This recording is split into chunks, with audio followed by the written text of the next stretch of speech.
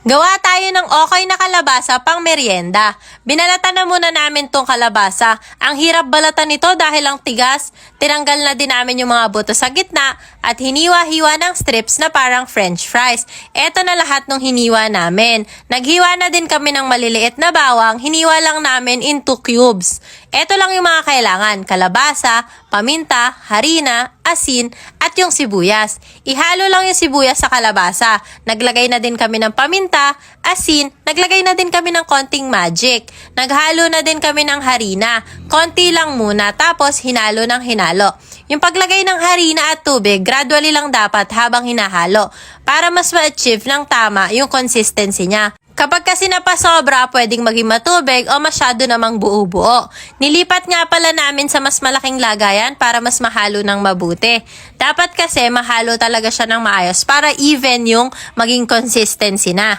Eto na yung pinaka-perfect na itsura ng consistency niya dapat. After nyan, lutuan time na, lubog dapat sa mantika para maluto ng todo. Gumamit nga pala kami ng saucer para sukat lang.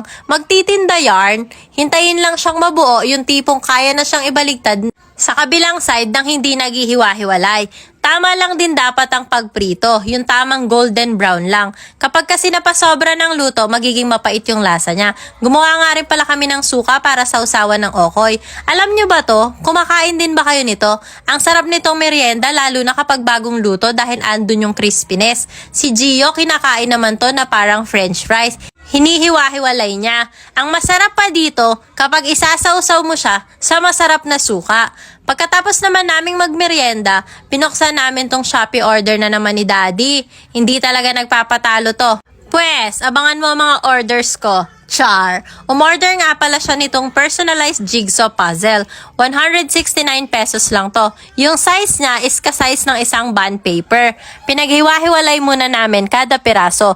Tapos, binuo ulit namin. O, diba? Nagpakapagod lang. Ang cute lang din kasi, kakaiba, diba? Not your ordinary photo print. Ganun. Nakaka-enjoy naman siya, pero nakakaubos din siya ng pasensya. Char. Sabi ko nga kay Daddy, last na tong pagbuo na to at ifa-frame na namin.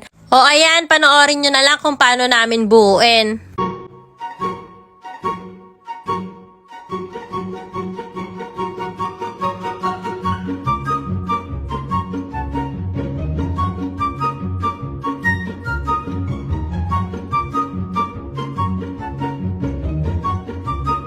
Maganda nga din pala yung quality ng pagkaka-print niya. Sulit na sa 169 pesos.